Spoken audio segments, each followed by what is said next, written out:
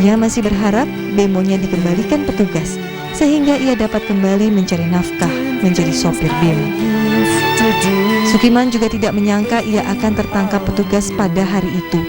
Padahal ia baru 2 hari sampai di Jakarta setelah sempat sakit di kampungnya di Tegal, Jawa Tengah.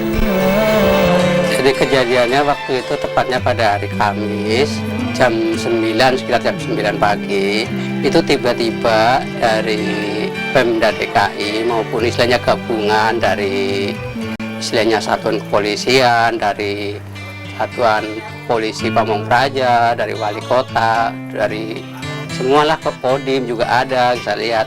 Itu tiba-tiba istilahnya serentak ke pangkalan bemo tanpa ada musyawarah, istilahnya bagaimana menemuin pengurusnya dulu atau musyawarah kepada supir-supir ini bagaimana untuk penertibannya, apakah mau dihapus, mau bagaimana, itu kayaknya nggak ada komentar, main sergap aja gitu. Jika teringat bemonya disita petugas, terkadang Sukiman tidak kuat menahan tangis.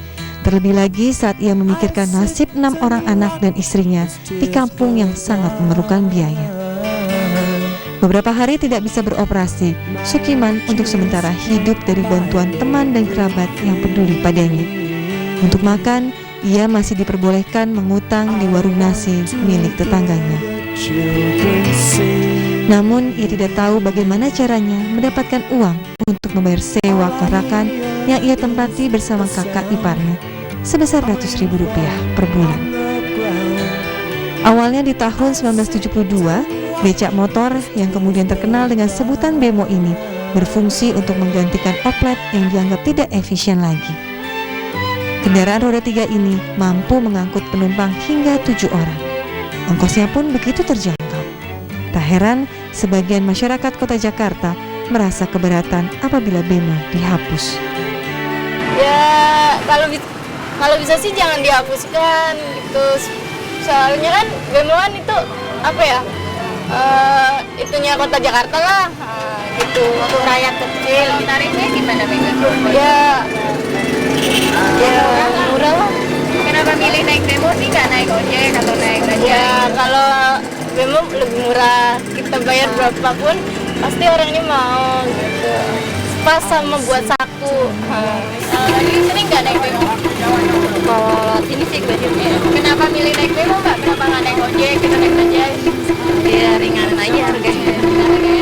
Nah terus ini kan bemo katanya ada razia, gimana menurut Mbak kalau bemo udah nggak ada lagi di Jakarta? Kayaknya apa ya? Kalau ojek juga galang apalagi, harganya juga di bawah Rp1.000 lah. Ini kan juga harga bawah lah. Kalau nggak ada ya sayang banget. Saat ini sedikitnya 200 bemo yang tersebar di 5 wilayah Jakarta masih beroperasi. Namun lambat laun, mereka akan hilang dari pemandangan lalu lintas kota Jakarta. Sebab bemo sudah dianggap sebagai kendaraan yang tidak ramah lingkungan.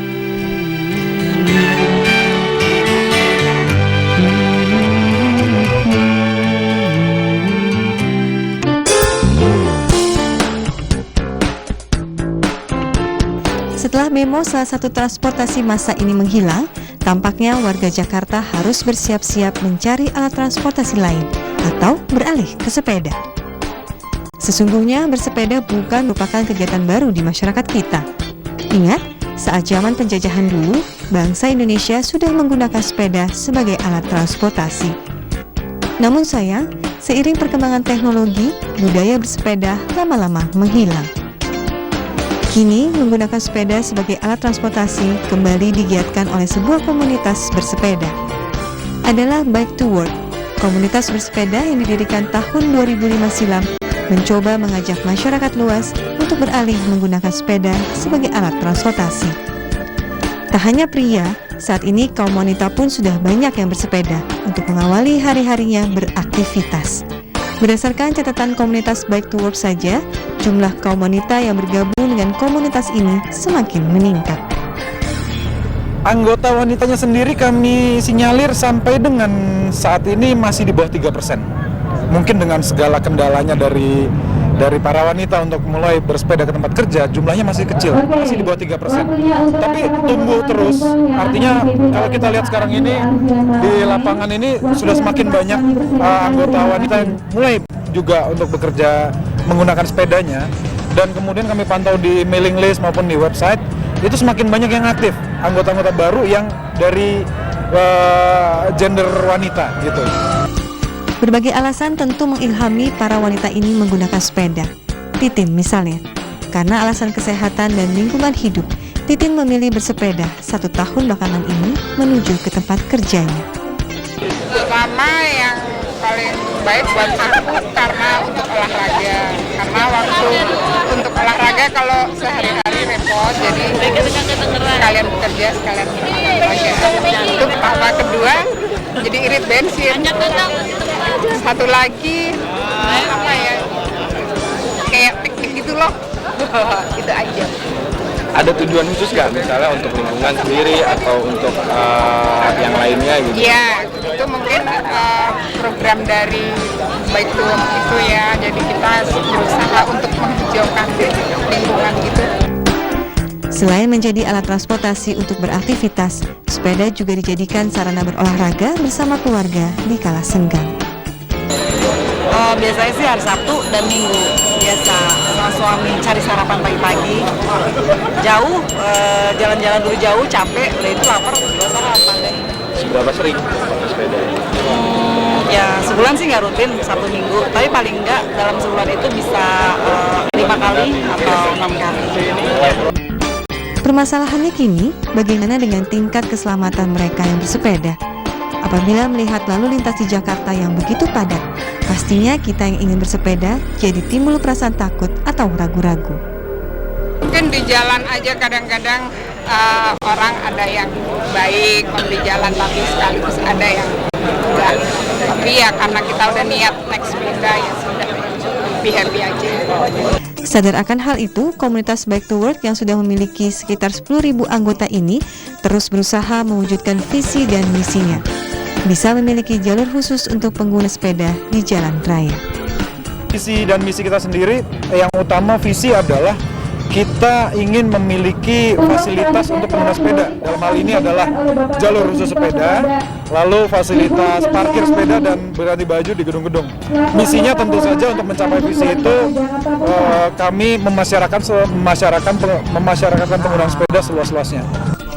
Guna mengajak masyarakat untuk bersepeda, beberapa waktu lalu komunitas Bike to Work ini mengadakan acara bersepeda bersama sambil merayakan hari jadinya.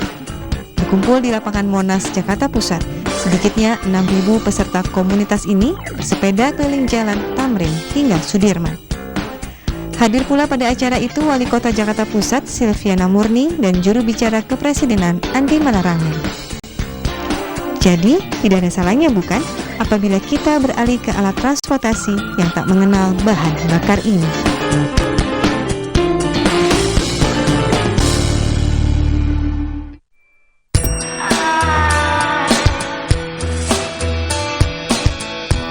Selalu ingin terlihat cantik, itulah tujuan setiap kaum wanita dalam menjaga penampilannya.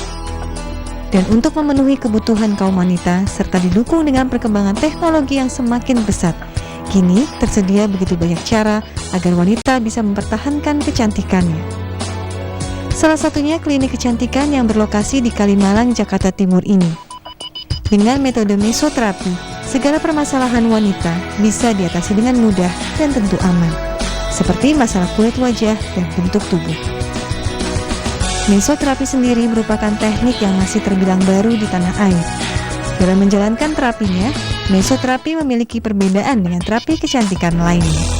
Mesoterapi itu adalah suatu terapi untuk memasukkan obat ke dalam lapisan mesoderm atau lapisan kulit dengan cara yang lebih dalam daripada mengoleskan krim atau serum saja dari pasien. Jadi dengan bantuan jarum atau teknik elektrik. Jadi, bagi Anda yang takut dengan jarum suntik, maka nggak ada salahnya mencoba metode mesoterapi ini. Mesoterapi sangat berkembang dan bermacam ragam, antara lain mesoterapi dengan manual, dengan tangan, mesoterapi dengan bantuan jarum, mesoterapi dengan bantuan jarum dan mesoterapi gun atau alat pembantu suntik, dan mesoterapi dengan bantuan teknik elektrik tanpa jarum. Seperti ini. Ini yang terakhir, teknologi yang tanpa jarum. Kemajuan begitu pesat sehingga obat yang biasa disuntikan bisa dimasukkan tanpa bantuan jarum. Sepintas teknik terapi meso ini tidak berbeda dengan perawatan wajah lainnya. Namun dengan menggunakan tenaga listrik dan tanpa jarum, obat yang dimasukkan ke dalam kulit langsung menyerap hingga ke kulit terdalam.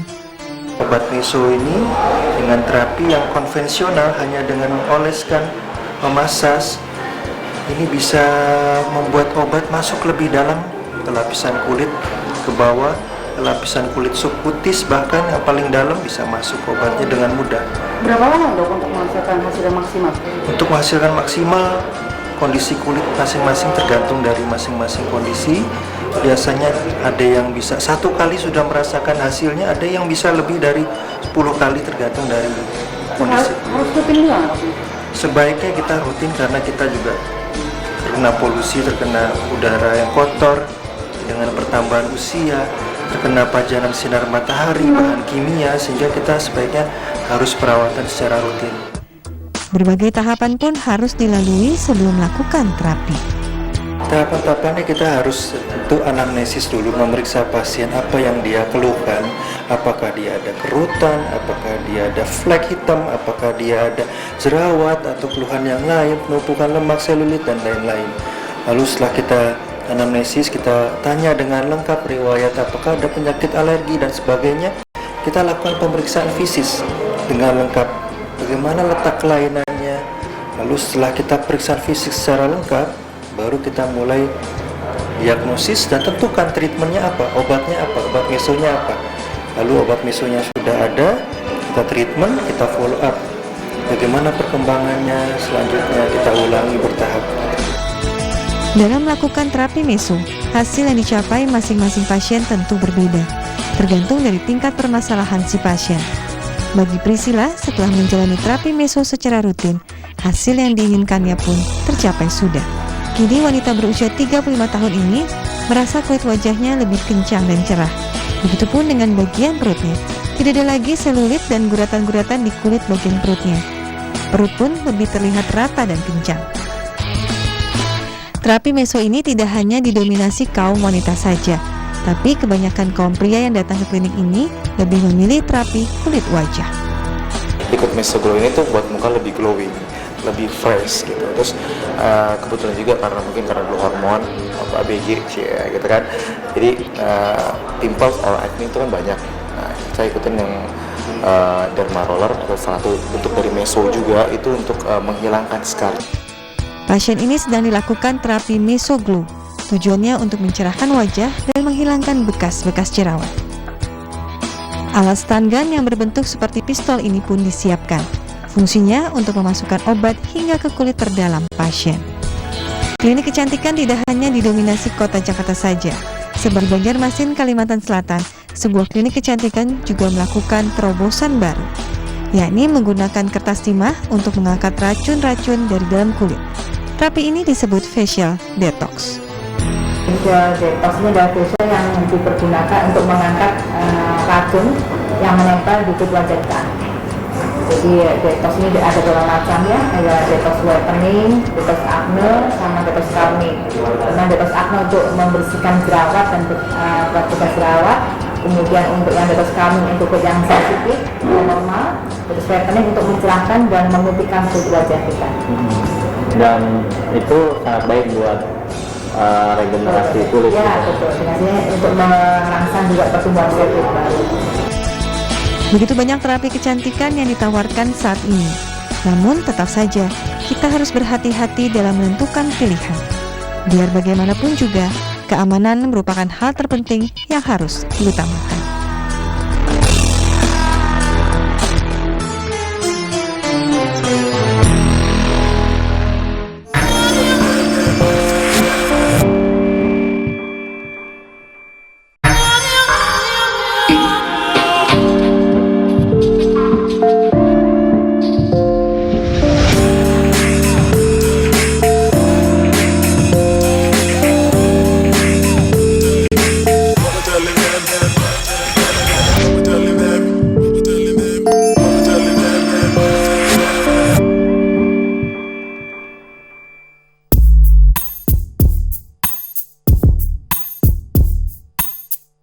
bulan Ramadan tiba, kebutuhan masyarakat akan bahan pokok pun semakin meningkat.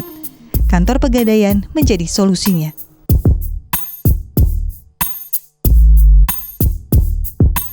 Kilauan batu-batu permata ini bisa Anda jumpai apabila berkunjung ke Pasar Martapura di Banjarmasin.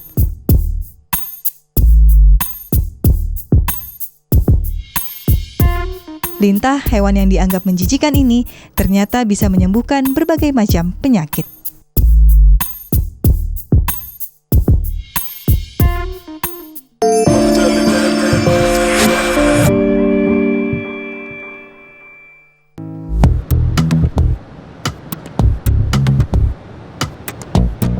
Datangnya bulan Ramadan dan menjelang Hari Raya Idul Fitri, kebutuhan masyarakat pun semakin meningkat. Guna memenuhi kebutuhan itu, tidak jarang warga kita mendatangi tempat pegadaian.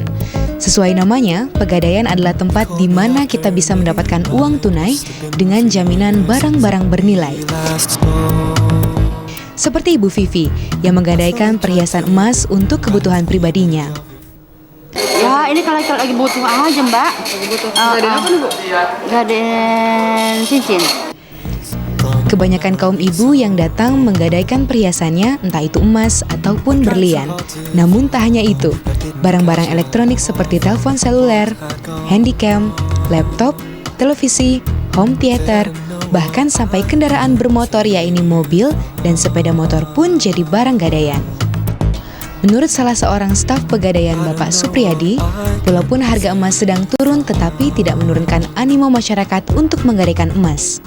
Itu Pak, biasanya barang apa Pak yang sering digadaikan? Perhiasan. Perhiasan emas. Emas apa aja? Emas, berlian. Sementara itu, memasuki bulan Ramadan, di tempat pegadaian ini nasabah meningkat sebanyak 15%. Biasanya 2 minggu menjelang Idul Fitri, nasabah pegadaian terus meningkat. Ini apa karena bulan mau lebaran, bulan puasa? Bukan, Ibu mau bakal nebus obat. Mau tembus obat? Oh gitu. Berobat. Ya, buat keperluan lah. Sehari-hari gitu ya, Ibu? Enggak juga sih. Ini ada keperluan mendadak aja ya. Daripada dijual kan sayang. Selain Jatinegara, kantor pegadaian yang terletak di Senen, Jakarta Pusat pun ramai dikunjungi nasabah di bulan Ramadan ini. Ini sebetulnya udah kebiasaan ya di pegadaian ya, untuk nasabah-nasabah itu akan rame menggadai ya. Sebetulnya sebulan yang lalu ya sampai sekarang itu masih rame ya. Ini dalam rangka memenuhi kebutuhan modal kerja mereka. Ini rata-rata kan nasabah pegadaian ini kan untuk modal kerjanya ya. Nah, di samping masa-masa persiapan sekolah, masuk sekolah ya. Setelah nasabah mendapatkan sejumlah uang, maka proses peminjaman pun berjalan. Batas masa pelunasan berbentuk barang adalah 4 bulan. Sementara, pelunasan dengan bentuk surat-surat berharga untuk kendaraan misalnya, diberikan waktu 3 tahun. Melihat fenomena seperti ini, tampaknya kantor pegadaian memang menjadi satu-satunya tempat bagi masyarakat dalam menyelesaikan masalah ekonomi. Bahkan, bagi sebagian masyarakat, datang ke pegadaian sudah menjadi tradisi.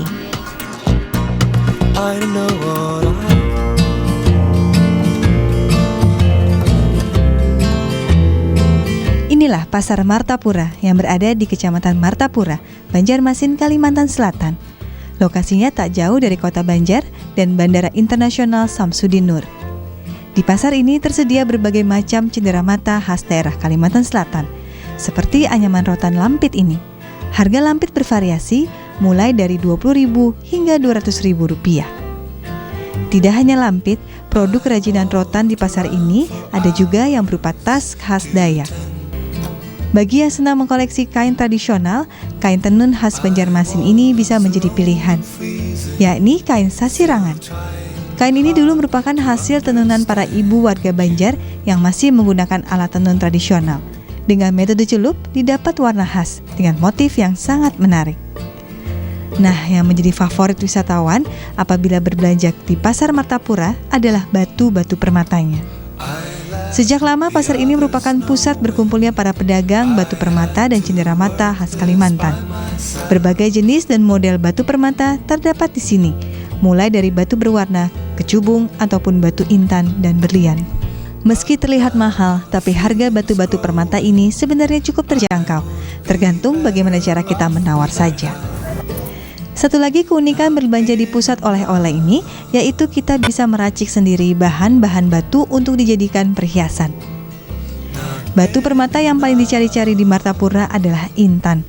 Seperti kita ketahui, Kalimantan Selatan merupakan sumber deposit batu intan terbaik di dunia. Namun tahukah, membuat berlian dari batu intan itu prosesnya cukup lama.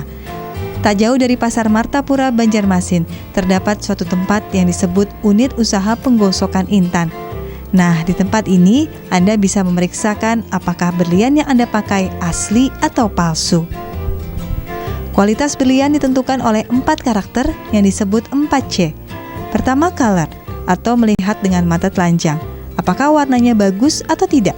Saat ini warna berlian yang putih adalah warna berlian favorit yang harganya cukup mahal. Karakter kedua adalah cutting. Semakin bagus dan rapi potongannya, semakin berkelas dan mahal harga berlian itu. Ketiga adalah cleansing. Jika makin cerah dan mengkilat, harga berlian bisa melambung tinggi. Dan C yang keempat adalah karat, yaitu berat bobot berlian itu. Tentunya semakin karatnya besar, semakin mahal pula harganya. Singkatnya, berlian yang berkualitas adalah berlian yang mempunyai 24 bidang atas dan 33 bidang bawah. Pertama itu color, kita melihat dengan mata telanjang, itu colornya gimana, kalau putih memang itu harga bagus gitu, yang standar gitu. Nanti kalau warna sama, besar sama, dan tapi warnanya pun itu jauh beda harga.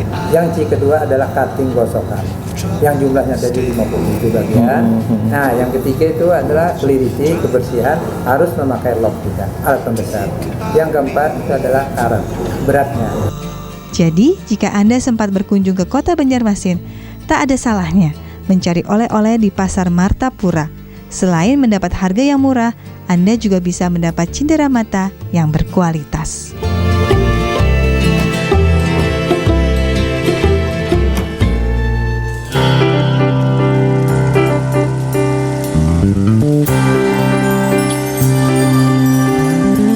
Siapa tak tahu lintah? Makhluk air ini merupakan musuh manusia ketika berada di daerah basah. Bahkan karena kesukaannya menghisap darah, maka lintah dijuluki Dracula air. Namun ternyata lintah dapat digunakan sebagai obat berbagai penyakit. Pengobatan dengan menggunakan lintah ini sebenarnya bukan barang baru. Berabad-abad lalu manusia menjadikan bahan-bahan alami sebagai media pengobatan serta perawatan tubuh. Tak heran, lintah pun menjadi pilihannya. Kini, metode lintah dikenal dengan teknik pengobatan Hirudo Medicine. Kenapa kita kembali pakai lintah? Karena lintah ini kandungan dari hirudinnya sendiri, artinya air liurnya, itu cukup baik. Ada antikoagulan, ada penisilin, ada anestetis, ya kan? Cukup baik untuk peredaran darah dan penyakit-penyakit yang berhubungan dengan darah. Dalam prakteknya, lintah digunakan sebagai pendobrak sumbatan pada aliran darah. Ahli yang sudah mendalami terapi lintah ini sejak tahun 2000 akan menentukan titik yang tepat untuk meletakkan lintah ke tubuh pasien. Titik ini ditentukan berdasarkan jenis penyakit pasien. Tak semua jenis lintah bisa digunakan sebagai pengobatan. Sebab beberapa jenis lintah dianggap berbahaya karena mampu masuk ke lapisan kulit bagian dalam. Karena itu, Ali memilih lintah yang bertubuh tipis dan berasal dari dalam hutan. Lintah itu sendiri, yang kita pakai lintah yang benar-benar belum dipakai. Sekali pakai, habis itu kita sudah nggak pakai. Sekali pakai buang ya. Sterilisasinya itu benar-benar 100%. Kalau lintah yang tidak steril, di situ yang ada risiko. Tapi kalau dia steril benar, itu sebenarnya tanpa efek samping kalau lintah. Dia baik untuk kesehatan kita, tapi tidak membawa penyakit. Tidak. Setelah lintah ditempel ke bagian kulit pasien, liur lintah akan langsung masuk ke dalam kulit pasien. Xiao Cui salah satu pasien yang sudah merasakan manfaat terapi lintah ini. Ada geli-geli ini. Gimana cacing namanya ulet ya, ada takut lah, tapi setelah datang sini lihat banyak orang pakai itu nggak apa-apa. Saya rasa sendiri sekarang buktinya sendiri. Penyakit yang diderita Xiao Cui memang tidak termasuk golongan penyakit berat, namun tetap saja mengganggu aktivitas ibu rumah tangga ini. Setelah menjalani beberapa kali terapi, Xiao Cui sudah merasakan manfaatnya. Ya biasalah ibu rumah tangga, kalau misalnya ada kerja kadang-kadang tiap hari juga pundaknya suka pegal, suka itu saraf saya kayaknya kalau kelamaan ya kayaknya sakit gitu, diangkat aja sakit. Kadang kalau kita masak atau jahit atau kelamaan bisa sakit juga. Hanya dalam beberapa menit tubuh Lintah akan segera membesar sesuai dengan banyaknya darah yang masuk ke dalam tubuhnya. Sakit tidak dirasakan sang pasien. Bahkan kebanyakan pasien tidak menyadari apabila darah mereka tengah diambil si hewan lunak ini. Setelah aliran darah yang tersumbat terlihat normal, lintah akan diangkat dari tubuh pasien. Dan lintah yang digunakan tidak akan dipakai lagi.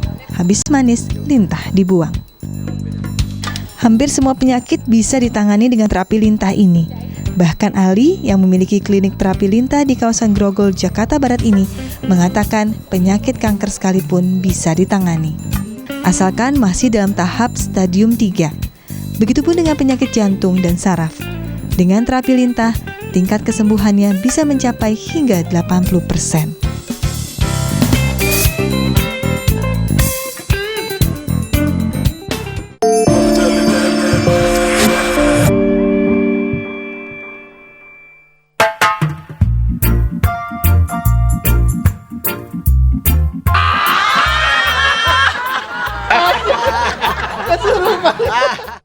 Para kakek nenek ini tidak sedang bercanda. Mereka justru sedang serius berolahraga. Inilah senam tawa. Mereka adalah kelompok lansia Werda Perkasa Bendungan Hilir, Jakarta Pusat. Mereka rutin melakukan terapi senam tawa ini bersama-sama. Lokasinya cukup di lapangan dekat tempat tinggal mereka. Adalah Arman Arci Saputra yang memperkenalkan senam tawa kepada kelompok ini. Karenanya, ia diberi julukan Arman Tawa. Ibu Suftandar kini berusia 80 tahun, tapi ia masih merasa cukup bugar. Ibu Suftandar rutin ikut senam ini selama 4 tahun belakangan. Ternyata saya sehat, jarang sekali sakit. Saya pekerja loh, di rumah masak, masih terima catering, masih kerja rumah, masih setrika, masih ngepel. Begitu juga dengan keadaan komunikasi sosial ya, itu lebih akrab. Lebih bisa tersenyum menghadapi sesama warga, sesama kelompok, sesama itu. Sesungguhnya peserta terapi ini tidak serta-merta bisa langsung tertawa. Ada tahapan-tahapan yang harus dilalui terlebih dulu. Kami melakukan di sini adalah dengan senam otak dulu biasanya. Jadi brain gym. Dan kebetulan saya memang pelatih senam otak. Jadi kita melakukan dengan senam otak, kemudian ada yang namanya meditasi gelombang alfa seperti tadi dilihat. Kemudian di closing ditutup dengan senam ketawa. Jadi senam ketawa biasanya itu penutup Pak. Jadi terakhir dan karena memang cukup capek, ya. Jadi 1 menit ketawa itu sama dengan 10 menit mengayuh sepeda Pak. Dalam kelompok Werda Perkasa ini, pesertanya memang kebanyakan adalah para lansia. Tapi tidak ada batasan umur bagi mereka yang ingin ikut terapi tawa. Syaratnya cuma mampu memberikan tawa yang benar-benar keluar dari hati, lepas dan tanpa beban. Tertawa harus datang dari dalam diri peserta secara alami. Tak perlu ada rangsangan dari luar seperti menonton komedi. Ini bisa dilakukan bila ada niat peserta yang memang ingin tertawa untuk menjadi sehat. Pelawak itu kan mendiskreditkan, mengeksploitasi cacat tubuh seseorang. Biasanya, tidak semua ya. Ada orang pincang, ada orang gegemukan atau kurus, diledekin, istilah diomongin, ketawa sehingga penontonnya. Atau pornografi, ya. Kalau nggak nyerempet pornografi kan begitu kan kenyataan, kan sulit membuat orang ketawa. Nah, di tempat kami senam ketawa ini pornografi nggak boleh, karena kita kan ketawa bayi, ya. Kemudian juga menzolimi orang, ngomongin orang juga nggak boleh. Bayi kan tidak pernah menzolimi orang, ya. Tidak pernah ada ketawa bayi itu membuat orang menjadi sakit hati, nggak ada. Jadi betul-betul tulus. Nah, yang kami ajarkan adalah ketulusan ini, Pak. Jadi ketawa bayi, jadi inner laughter. Kembali lagi kita pada fitrah kita. Nyatanya memang tidak semua orang dapat melakukan terapi senam tawa ini. Ada sebagian orang dengan kondisi tubuh dan kesehatan tertentu yang dilarang untuk mengikuti kegiatan ini. Misalnya penderita ambeien berat, penyakit jantung akut, tuberkulosis, dan para ibu hamil. Seorang calon peserta terapi senam tawa juga disarankan untuk memeriksa kondisi tubuh terlebih dahulu. Jika memang telah memenuhi syarat, terapi bisa dilakukan dengan teratur dan aman. Lagi pula, tertawa adalah hak asasi setiap manusia. Karena tertawa ternyata benar-benar sehat. Let's get together and feel alright.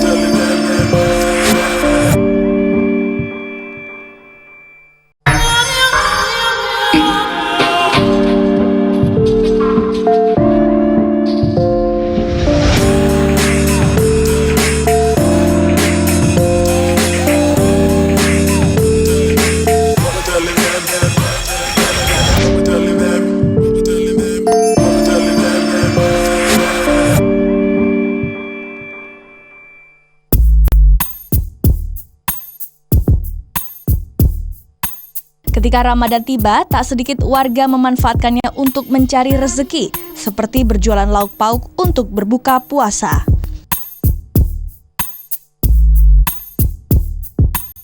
Berbagai lokasi di Jakarta kini berubah fungsi menjadi tempat menjual makanan, tapi ini hanya bisa ditemui di bulan Ramadan saja.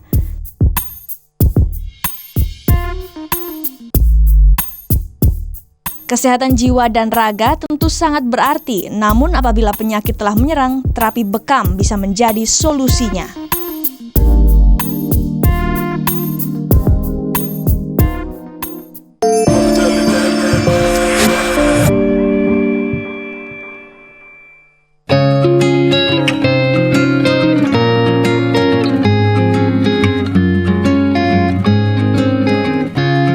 Bulan Ramadan, bulan yang penuh berkah. Seiring banyaknya pasar dadakan yang menjual makanan berbuka puasa, membuat sebagian orang memanfaatkannya sebagai peluang usaha. Jadi pedagang dadakan khusus menjual panganan untuk berbuka. Ini merupakan usaha musiman yang tentunya cukup menjanjikan. Of two soft voices blended in perfection. Uniknya banyak dari para pedagang ini yang sehari-harinya bukanlah pedagang makanan. Bahkan tidak jarang dari mereka hanyalah ibu rumah tangga. Salah satunya Ella yang berdagang di pinggir jalan panjang daerah Kemanggisan, Jakarta Barat. Ella menjual aneka masakan dan panganan khusus berbuka puasa.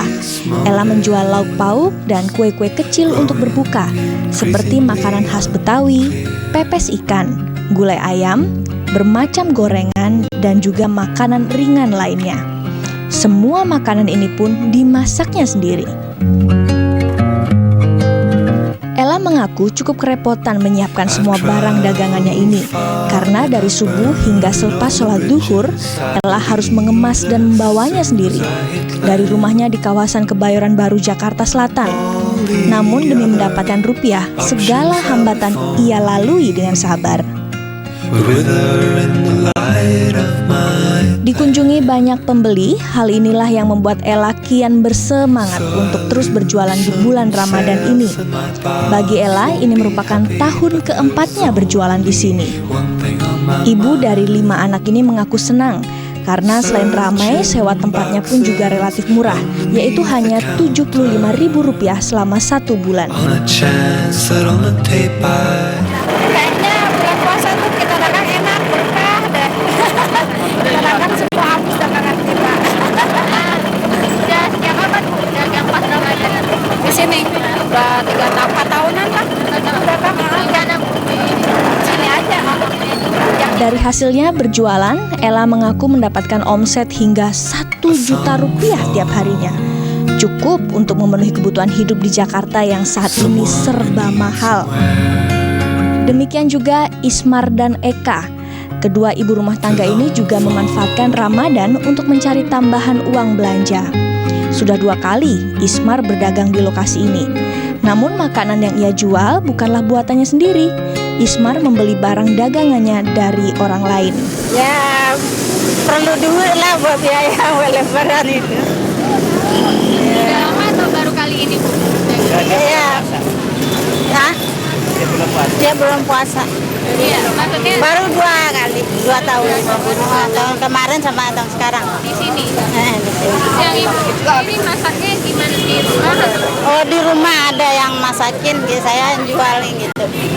Ismar mengaku keuntungan yang ia dapatkan biasanya digunakan untuk keperluan belanja di hari raya. Demikian juga dengan Eka.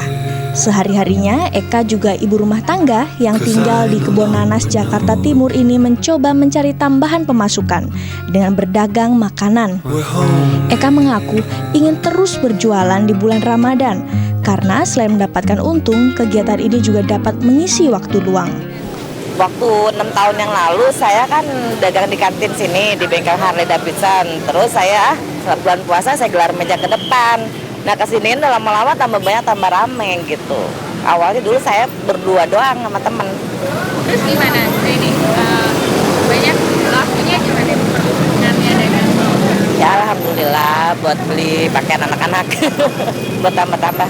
Oke, kalau makanannya ini gimana? Bikinnya kapan? Ya dari habis sahur, malam ke pasar habis sahur langsung ngolah rame-rame gitu. Sendiri? Iya. Di Pasar Bendungan Hilir, Fitri merupakan salah satu pedagang yang berjualan panganan buka puasa. Bersama ketiga anaknya, makanan yang ia jual antara lain siomay, lemang padang, aneka lauk, dan juga asinan. Dagang di sini nih tiap tahun. Kita kan pasar Ramadan setahun sekali ya. Jadi anak saya kebetulan udah pada selesai. Nah, jadi kita ngambil tempat di sini ada 4 tempat. Dagang kue, dagang es, dagang lemang, dagang ini. Terus makanan yang dijual, yang ibu jual itu bikin sendiri? Bikin atau sendiri. pesan? Bikin sendiri. Asinan kita bikin sendiri. Terus kue-kue kita bisa beli. Paling kita pulang dari sini, kita kan nggak terawih ntar sama-sama gitu di rumah. Udah gitu aja, ngisi kekosongan aja. Reza, anak Fitri yang masih kuliah ini selalu membantunya ikut berjualan. Walau berstatus mahasiswa, Reza mengaku tidak merasa malu ikut berjualan dengan ibunya. Reza mengaku senang karena dengan berjualan ia bisa mengisi waktu luang dan mendapatkan uang tambahan. Kalau nyokap sih datang pagi, dia datang jam 12, jam 10 lah. Kalau gue datang jam 1-an. Biasanya sampai jam berapa? Biasanya sampai jam 6:30. Dari hasil berjualannya ini, Fitri dan juga Reza mengaku mendapatkan tambahan omset hingga 1,5 juta rupiah per harinya. Lumayan kan? Nah, ternyata Ramadan memang membawa berkah bagi siapapun yang memanfaatkannya. Tidak hanya limpahan pahala, jika kita mempunyai kemauan dan kesempatan menjadi pedagang dadakan khusus berbuka, merupakan peluang usaha yang cukup menjanjikan.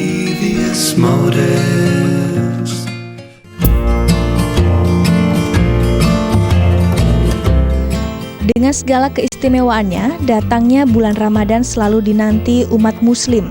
Tidak hanya melaksanakan ibadah puasa, tapi juga banyak keunikan Ramadan yang memberi nuansa berbeda dengan bulan-bulan sebelumnya. Seperti adanya pasar dadakan yang menjual makanan untuk berbuka puasa. Pasar dadakan ini menjadi hiburan tersendiri bagi warga sekitar. Namun, biasanya lokasi pasar kaget ini kerap memanfaatkan jalan-jalan dan fasilitas umum, seperti pelataran parkir, ruas jalan, trotoar sepanjang jalan raya, bahkan pemukiman warga pun bisa dijadikan pasar dadakan ini. Seperti pasar jajanan yang berlokasi di kawasan Bendungan Hilir, Jakarta Pusat. Selama Ramadan, pinggiran jalan sekitar Pasar Ben Hill ini kini dijadikan tempat berjualan ratusan pedagang, khusus makanan berbuka puasa. Sebagian besar pedagang ini merupakan warga yang tinggal di sekitar Bendungan Hilir. Salah satunya Sarbini. Setiap bulan Ramadan ditemani putrinya, Sarbini berdagang di pinggir jalan raya Bendungan Hilir, Jakarta. Demikian juga dengan ruas jalan di depan Pasar Bendungan Hilir. Di hari biasa, lokasi ini dijadikan sebagai pangkalan bemo. Namun kini pangkalan bemo ini disulap jadi pasar kaget, pusat panganan, makanan untuk berbuka.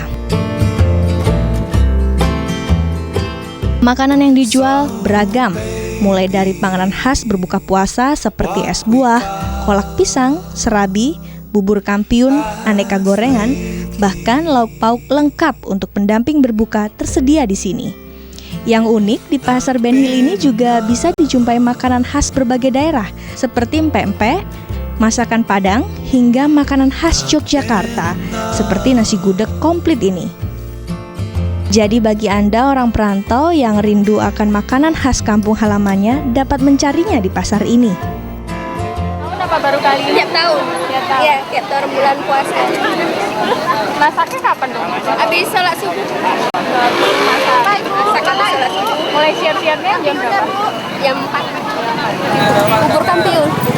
Terus selain itu ada apa lagi? Ada kolak pisang, ubi, dan macam-macam. Bubur es buah juga. Rata-rata setiap hari habis ya? Ya, lumayan dah habis. Kemarin habis. Selain di Bendungan Hilir, setiap tahun di sepanjang trotoar Jalan Raya Panjang Jakarta Barat juga beralih fungsi menjadi pasar makanan, khusus makanan untuk berbuka puasa. Suasana jalan panjang yang ramai dan macet akan makin semarak dengan aktivitas jual beli saat kita melewati jalan ini sore hari. Makanan yang dijajakan di kawasan ini juga bervariasi. Lokasi yang strategis dan harga yang relatif terjangkau membuat semakin banyaknya pembeli yang tertarik berbelanja di tempat ini. Ambil lewat nengok-nengok apa yang tertarik. Buat buka di rumah apa di kantor? Di rumah. Di rumah. Nah, Terus Bapak tinggal di mana Pak? Bintaro. Namun, karena lokasinya yang berada di pinggir jalan, keberadaan pasar-pasar dadakan ini membuat macet lalu lintas. Lain halnya di kota Yogyakarta, pasar dadakan khusus panganan Ramadan bisa ditemui di Kampung Kauman Yogyakarta. Uniknya, pasar ini berdiri di pemukiman warga, tepatnya berdekatan dengan Keraton Yogyakarta. Warga sekitar menyebutnya Kampung Santri. Di kampung ini, tiap sore selalu digelar pasar Ramadan. Para pedagangnya warga Kauman sendiri, yang berdagang mulai pintu masuk kampung hingga di depan rumah mereka. Berbagai makanan khas Yogya juga tersedia di sini, kolak pisang, kurma, semar mendem, hingga makanan favorit kicak, yaitu panganan dari ketan, kelapa muda, dan nangka tersedia di sini.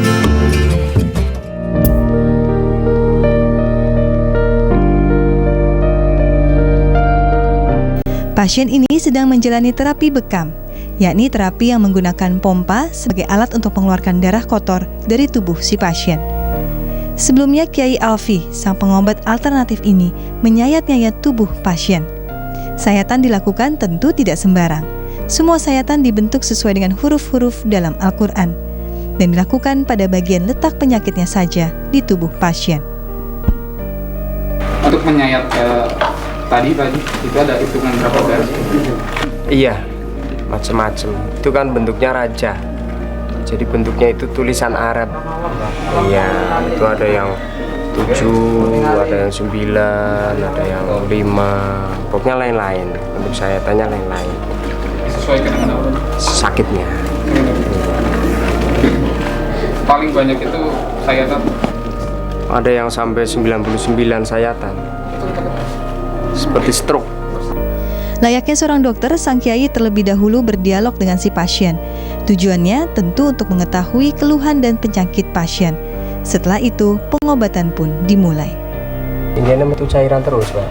Iya. Nama.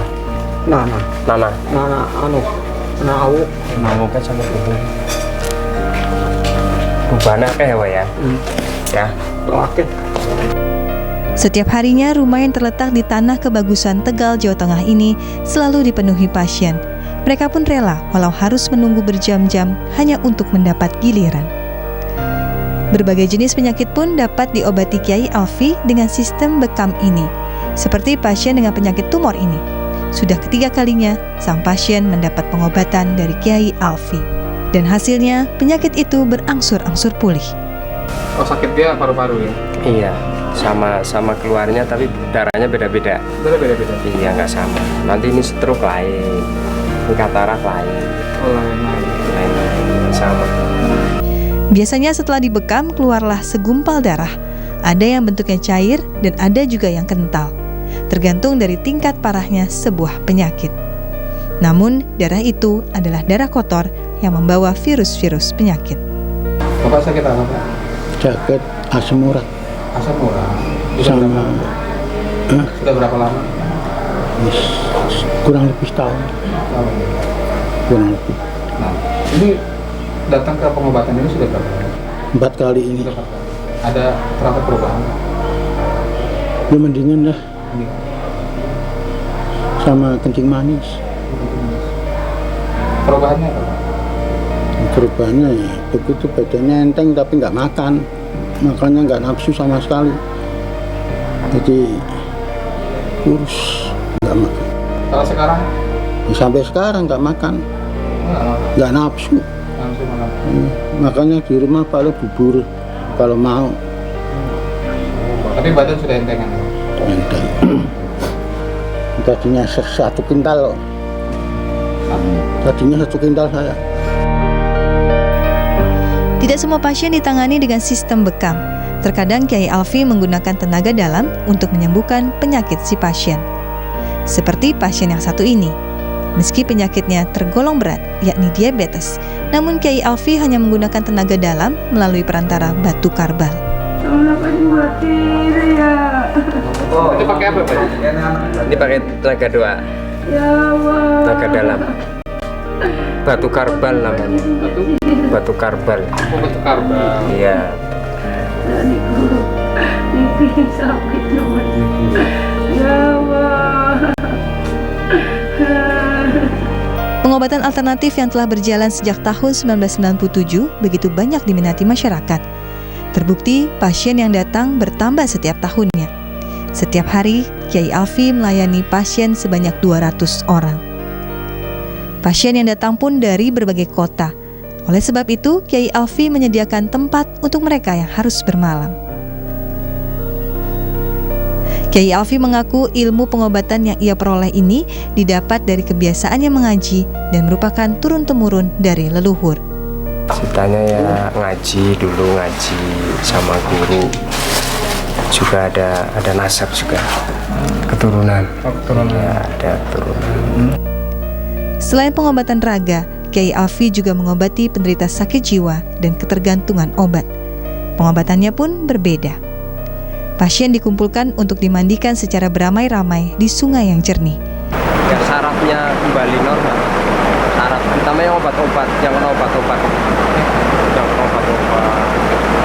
Terus ini kan air jernih, nggak mustakmal, nggak mutan najis ya. Jadi nggak kena najis, nggak air yang belum dipakai. Jadi memang air gantian. Kalau yang pernah dipakai sulit sembuh. Ya ini untuk kembali normal, memulihkan memori. Tadi saya lihat ada yang dipegangin kepalanya itu. Ya, itu dibacain ayat kursi. Jadi ajan kuping kanan, ajan kuping jiwa itu ya, sama santri saya, terus ayat kursi 11 kali dari bumbu biar pengaruh kopi dan jelek hilang. Selain menjalani pengobatan, siraman rohani pun dirasa penting untuk tahap penyembuhan mereka. Untuk itu, mereka diajarkan mengaji. Usai menjalani hari-harinya, yakni menyembuhkan orang-orang yang membutuhkan pertolongan, Kiai Alfi kembali ke rumah dan melanjutkan ibadahnya.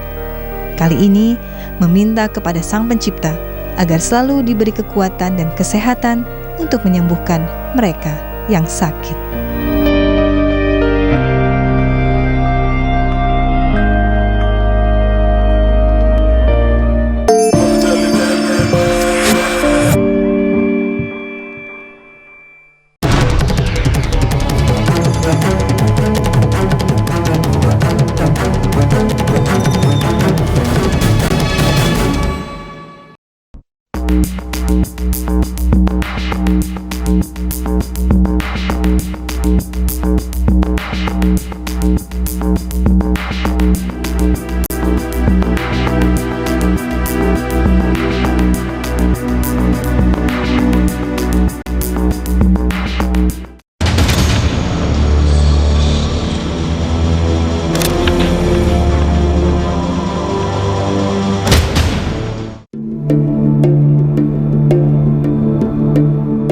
Bayah, Banten Selatan memiliki sejarah panjang pertambangan batu bara. Zaman pendudukan Jepang, pekerja Romusa membuka pertambangan batu bara untuk mendukung kepentingan agresi Jepang di tanah air.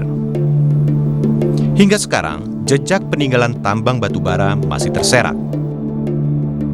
Sepanjang jalan Pangarangan hingga kawasan Bayah dengan mudah dijumpai tumpukan-tumpukan batu bara. Tanah-tanah di pinggir jalan menjadi tempat pengolahan dan penampungan batu bara yang dikumpulkan dari area penambangan yang terpencar-pencar. Batu bara di Bayah yang ada sejak masa pendudukan Jepang dibangun dengan sistem kerja paksa. Jepang mendatangkan ribuan Romusa untuk dipekerjakan sebagai penggali lubang-lubang tambang batu bara. Mulai dieksploitasi dengan kontinu itu di saat masuknya Jepang, karena dulu sejarah pertambangan di Indonesia ada beberapa blok potensi batu bara yang memang diperuntukkan untuk masing-masing kegiatan. Jadi misalnya Sumatera dan Kalimantan untuk industri, untuk mensupport pembangkit listrik. Tapi kalau untuk contohnya Bayah, karena memang depositnya tidak sebesar Sumatera dan Kalimantan, dan dia spot-spot, itu hanya diperuntukkan untuk energi transportasi. Jadi dalam hal ini kereta api waktu itu, untuk membawa hasil bumi dan sebagainya. Jadi daripada dia. Setelah sejarah Romusa berlalu, penggalian batu bara di Banten Selatan masih terus berlangsung. Kawasan hutan, bukit, dan perkebunan dipenuhi pekerja-pekerja berlumur batu bara. Dari lubang-lubang yang menyerupai sumur, batu bara digali.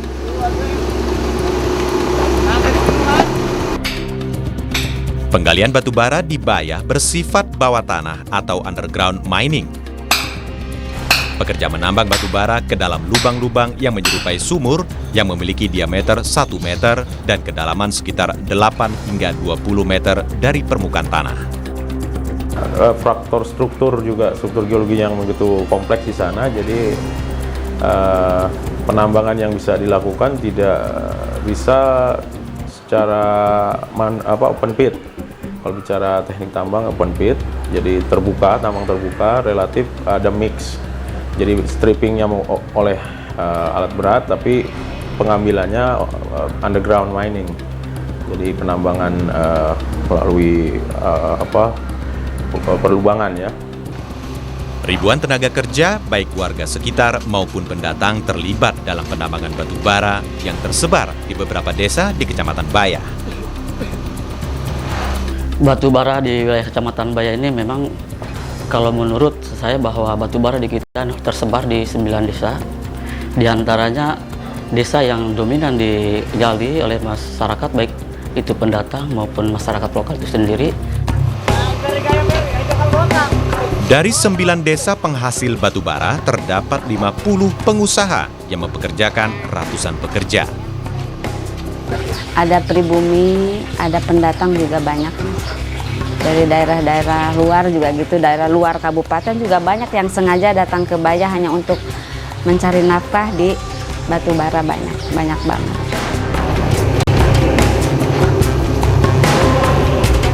Pekerjaan menambang batu bara di Bayah dilakukan secara tradisional dan serba manual, tidak ada alat-alat berat apalagi perlengkapan standar keselamatan para pekerja.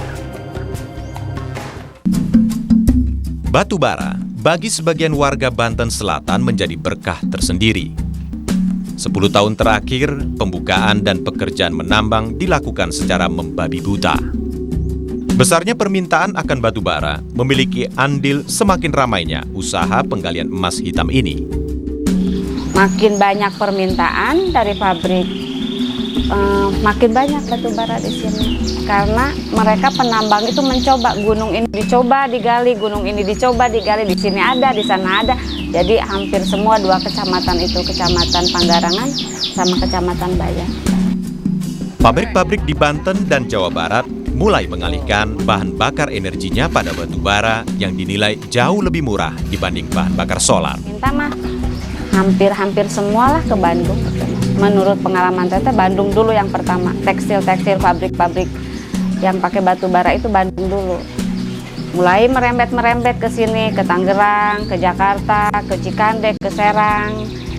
Menggeliatnya permintaan batu bara menumbuhkan persaingan yang tidak kondusif. Saling bajak buruh pekerja tambang menjadi hal lumrah. mudahnya izin pertambangan dari pemerintah Kabupaten Lebak menjadi persoalan di lokasi pertambangan. Rebutan wilayah pun kerap terjadi antara pengusaha dan penambang tradisional yang tidak memiliki izin lokasi. Di antaranya mungkin sebagian besar ya punya izin, yang sebagian juga tidak punya izin, yang kadang-kadang yang tidak punya izin menginduk kepada yang punya izin. Penambangan batubara Bayah dilakukan masyarakat secara tradisional dan alami. Meskipun cadangan batubara di kawasan Banten Selatan masih cukup besar, namun penambangan secara terbuka tidak bisa dilakukan karena faktor geologis yang unik. Jadi memang kecenderungannya untuk skala besar ini ada kendala-kendala di alat berat. Kalau memakai alat berat itu tidak efektif. Yang efektif dilakukan adalah melalui underground mining tadi. Jadi makanya kecenderungan untuk pengusahaan batubara di Bayah itu cenderung lebih ke arah penambangan rakyat. Ketatnya persaingan pengolahan hasil tambang cenderung mengabaikan keselamatan pekerja.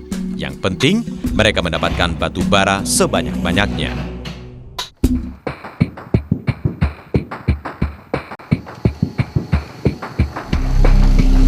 Bagaimana para pekerja lubang tambang mendapatkan batu bara?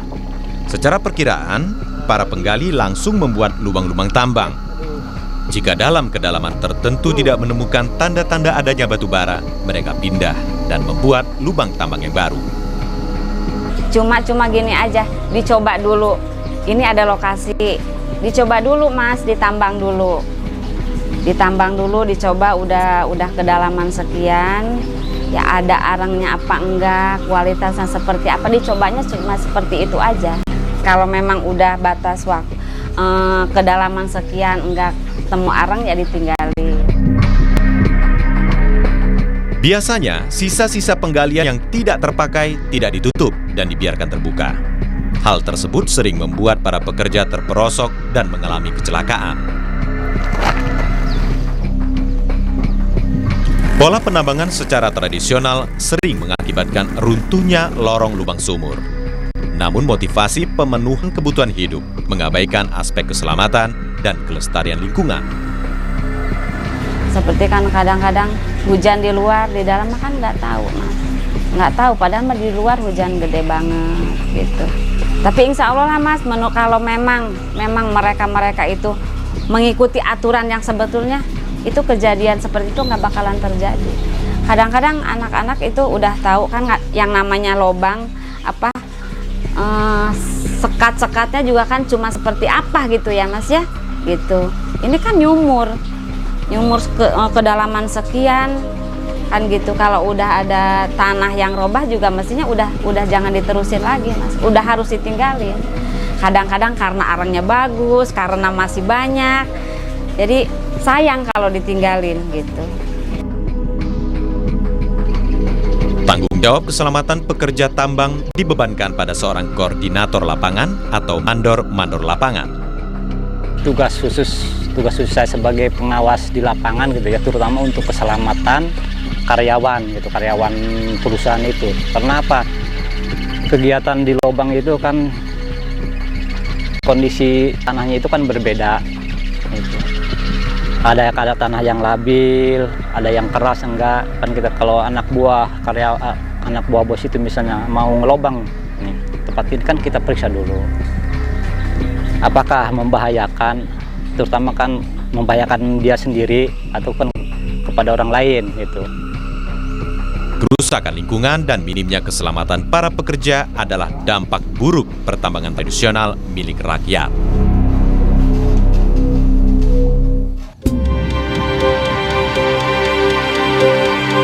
Menggeliatnya usaha pertambangan batu bara rakyat di Bayah mendatangkan manfaat bagi kehidupan masyarakat di sekitar pertambangan. Adanya kegiatan penambangan batu bara di sana itu sangat terangkat baik dari segi ekonomi juga dan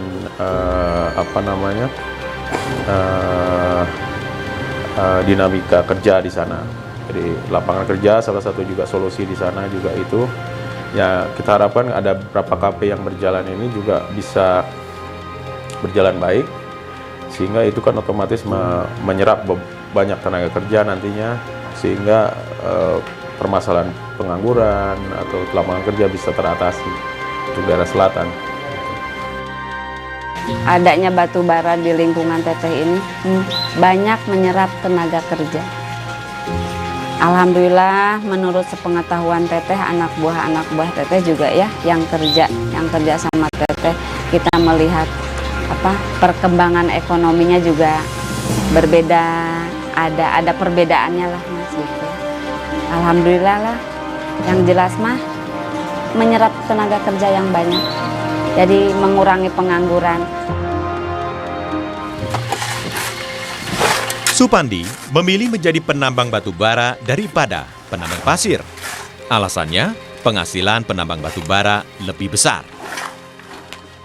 Sebagai loading istilahnya pemuat batu bara dari bawah ke atas mobil. Alhamdulillah, istilahnya jadi 3 kali lipat lah. Ya misalkan di pertambangan pasir kebagian 30.000 per hari. Kadang-kadang di sini 100.000 nyampe 80.000, ya mungkin paling rendahnya 50.000 lah dapat. Kilau Batubara juga membuat Baban, sang mandor tambang, meninggalkan pekerjaan yang telah lama digetinya. Dulu sih saya pegawai negeri. Tapi kalau dilihat dari nilai uangnya sih enak di batubara gitu. Adanya pertambangan batubara juga menghidupi kelangsungan usaha warung-warung kecil yang berada di sekitar pertambangan. Ya alhamdulillah bisa kita merokok, makan. Sawah udah dilepas dari tangan saya. Orang lain yang garap, begitu. Kalau dulu kalau tidak makan sawah tidak nanam padi mah, tidak nyawa. Sekarang mah alhamdulillah.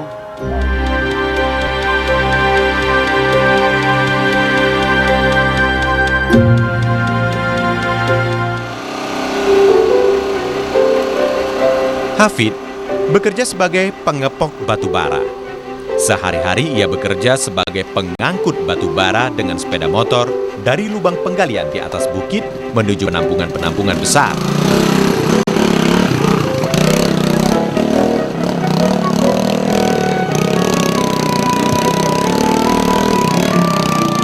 Kalau per hari mendapatkan minimal gitu ya 50.000 lah. Jadi masukkan 20 gitu per hari.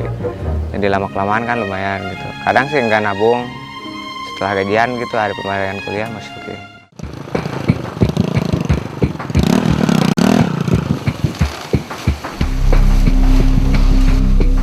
Tugas mengepok dilakoni Hafid setiap hari dari jam 8 pagi. Setelah selesai pekerjaannya, Hafid berangkat untuk menuntut ilmu di sebuah perguruan tinggi.